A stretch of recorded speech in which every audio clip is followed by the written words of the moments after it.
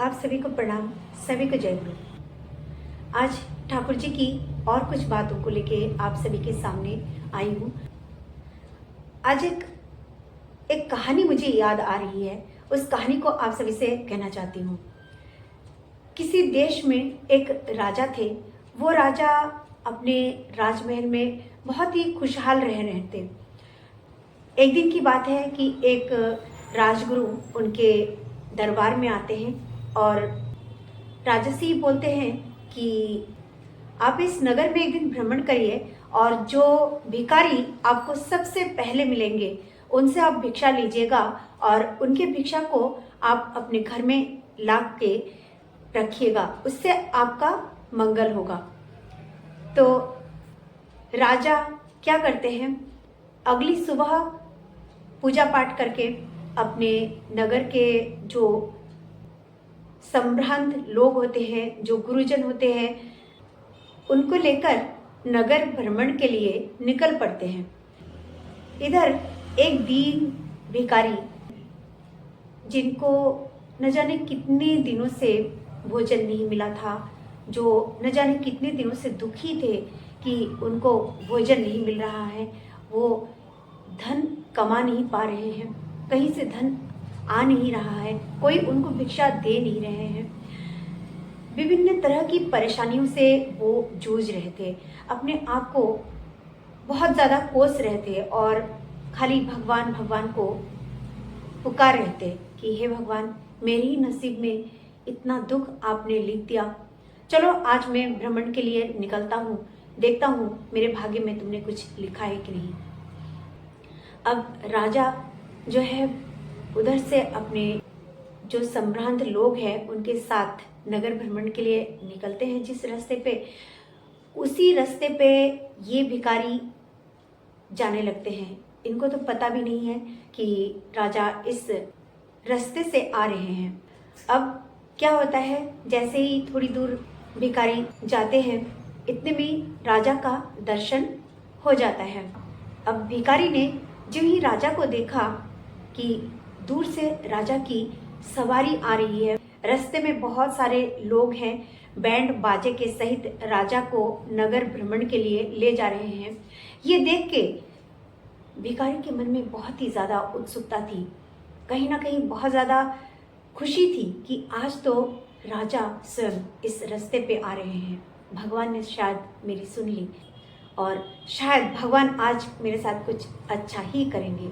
ये विश्वास लेके अपने भगवान को बुलाते बुलाते वो और आगे बढ़ते हैं।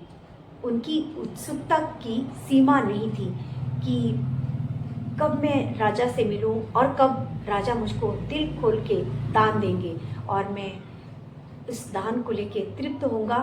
बहुत दिनों से मैंने भोजन नहीं किया है, भोजन करूंगा और बहुत सारी खुशियां मनाऊंगा। उनके मन में बहुत सारे सुंदर विचार आ रहे थे, परंतु जो ही राजा करीब आते हैं तो भिखारी के मन में उनको देख के उत्सुकता और ज़्यादा बढ़ जाती है। भिखारी को देखते ही राजा रथ से उतरते हैं। राजा के रथ से उतरने के बाद भिखारी उनको प्रणाम करते हैं और उसके बाद फिर राजा से वो बोलने ही वाले थे कि मैं बहुत दिनों से भूखा हूँ और आप कुछ धन मुझे दीजिए और थोड़ा भोजन की व्यवस्था मेरे लिए कीजिए, ये कहने वाले थे। इससे पहले कि वो अपने मन की बातों को राजा तक पहुंचाते, राजा उनकी बातों को सुनने से पहले ही कहने लगे कि लाइए आज मुझे कुछ आप भिक्षा दीजिए। ये देख के ही भिखारी के मन में बहुत ज़्यादा कौतूहल था और बहुत सारे प्रश्न थे कि ये कैसा विचार है, एक राजा होके मुझसे भिक्षा मांग रहे हैं। तो वो सोचते हैं कि मैं क्या इनको भिक्षा दूं। तो उन्होंने अपने उस भिक्षा पात्र में से एक दाना चावल का राजा के हाथ में दिया। इसके बाद फिर राजा वो भिक्षा लेके अपने राजमहल में चले आते हैं।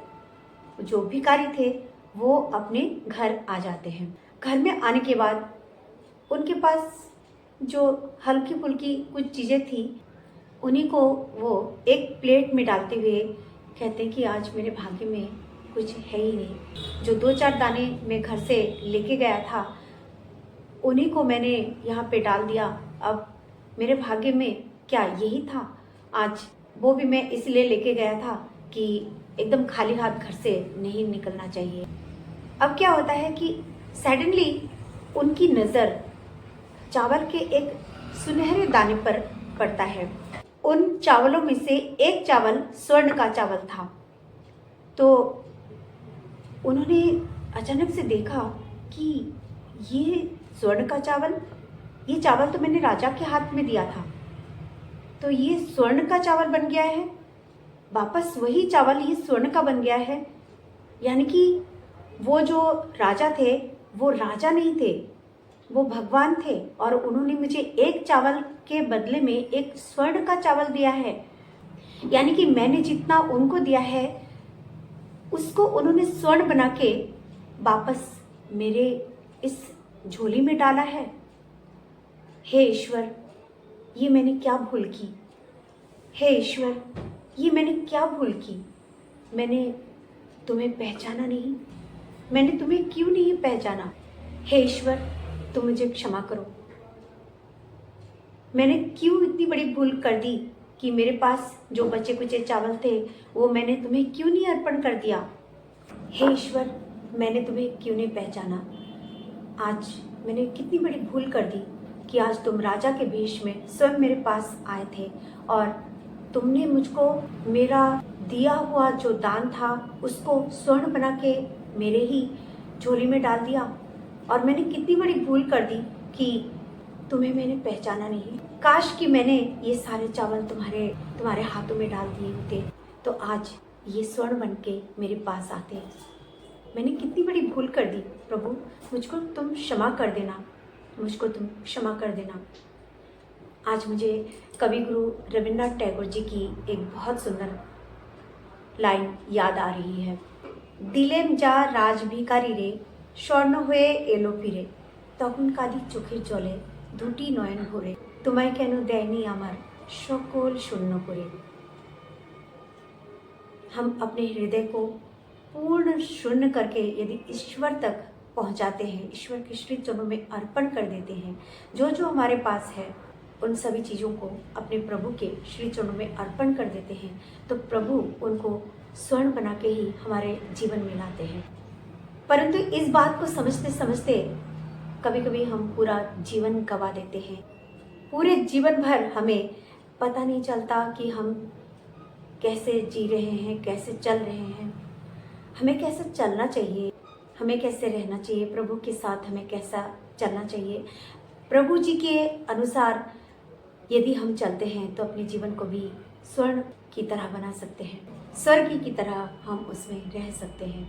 सच तो ये है कि हमें ईश्वर से कभी भी कुछ मांगने की ज़रूरत नहीं होती। ईश्वर जानते हैं कि हमारे बच्चे को हमें क्या देना चाहिए और कौन सी चीज़ देने पर उनका भला होगा।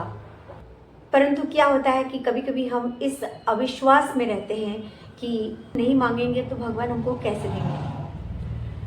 भगवान हमारे लिए हीरा का टुकड़ा रखते हैं और हम उनसे कांच मांग बैठते हैं।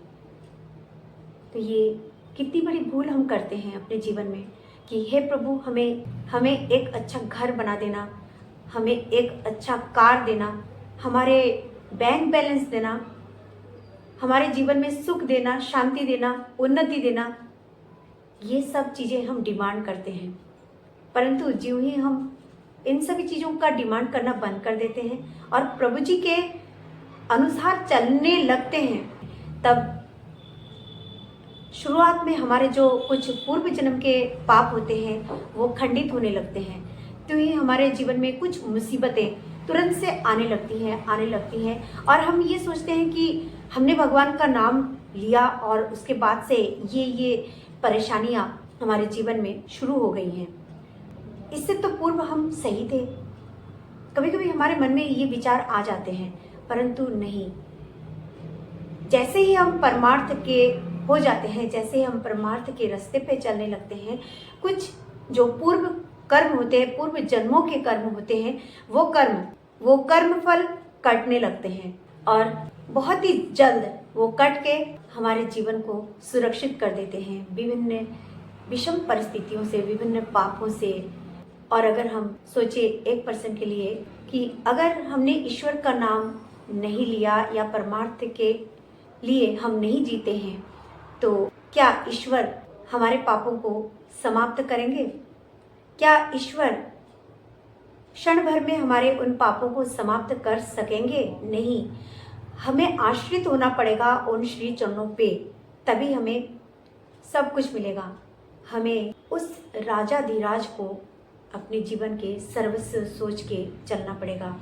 ये जो राजाधिराज है हमारे जीवन के विभिन्न विषम परिस्थितियों को क्षण भर में ही समाप्त कर देते हैं और हमें नवीन खुशियों से परिपूर्ण कर देते हैं, हमारे जीवन को सुनहरा कर देते हैं और हमारा ये जीवन महान उपलब्धियों से, महान शांति से परिपूरित हो जाता है।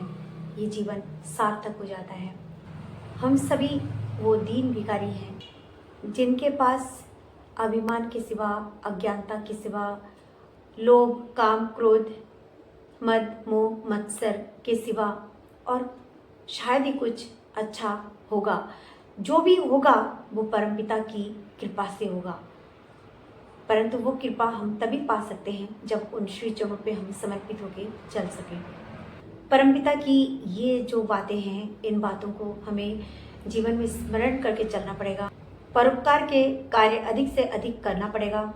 अगर किसी का अच्छा नहीं कर सके, परंतु किसी का बुरा हम ना करें, किसी के लिए कोई बुरे विचार हम ना रखें, किसी के लिए कोई गलत टिप्पणियां हम ना करें।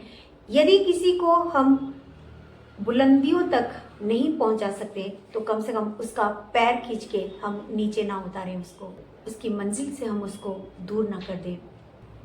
इन सभी चीज़ों के प्रति हमें जागरूक होकर चलना पड़ेगा। ठाकुर जी आप सभी के जीवन को सुंदर, स्वस्थ, उन्नत और आनंदित करके रखें। आप सभी अपने जीवन में खुशहाल रहें।